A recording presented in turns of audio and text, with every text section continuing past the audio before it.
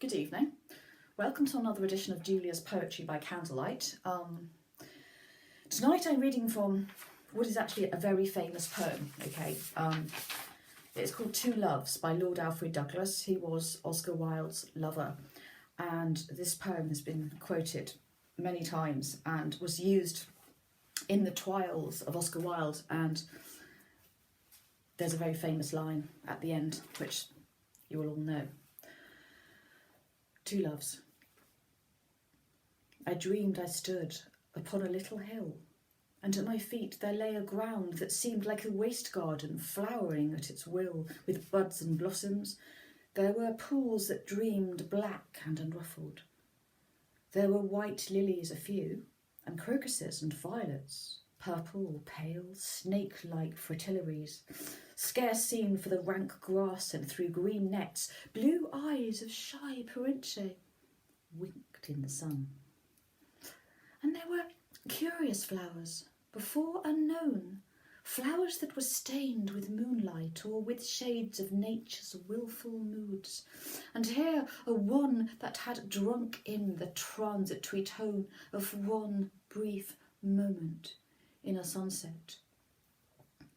Blades of grass that in 100 springs had been slowly but exquisitely nurtured by the stars and watered with the scented dew, long cupped in lilies that for rays of sun had seen only God's glory, for never a sunrise mars the luminous air of heaven. Beyond, abrupt, a grey stone wall, o'ergrown with velvet moss, uprose, and gazing I stood long, all mazed to see a place so sweet, so fair, so strange. And as I stood and marvelled, lo, across the garden came a youth. One hand he raised to shield him from the sun. His wind-tossed hair was twined with flowers, and in his hand he bore a purple bunch of bursting grapes. His eyes were clear as crystal, all naked was he. White as the snow on pathless mountains fall, red were his lips as wine spilleth that dyes a marble floor. His brow shalconed, and he came near me with his lips uncurled and kind, and caught my hand and kissed my mouth, and gave me grapes to eat, and said, "Sweet friend, come, I will show thee shadows of the world and images of life. See, from the south comes the pale pageant that hath never an end. And lo, within the garden of my dream, I saw two walking on a shining plain of golden light. The one did joyous seem, and fair and blooming, and a sweet refrain came from his lips. He sang of pretty maids and joyous love, of comely girl and boy. His eyes were bright, and mid the dancing blades of golden grass his feet did trip for joy.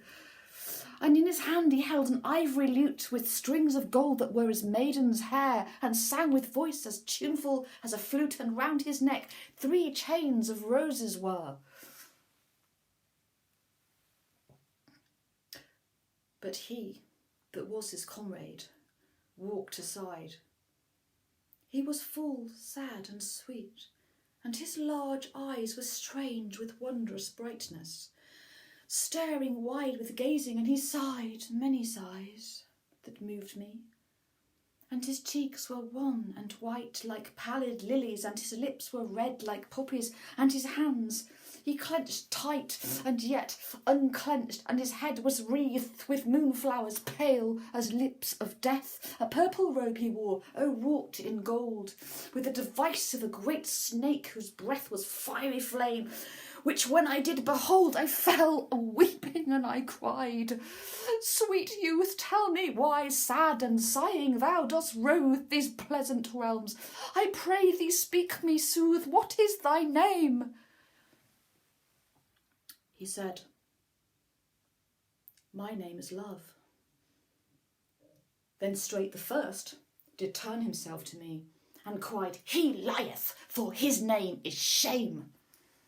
I am love, and I was wont to be alone in this fair garden till he came unasked by night.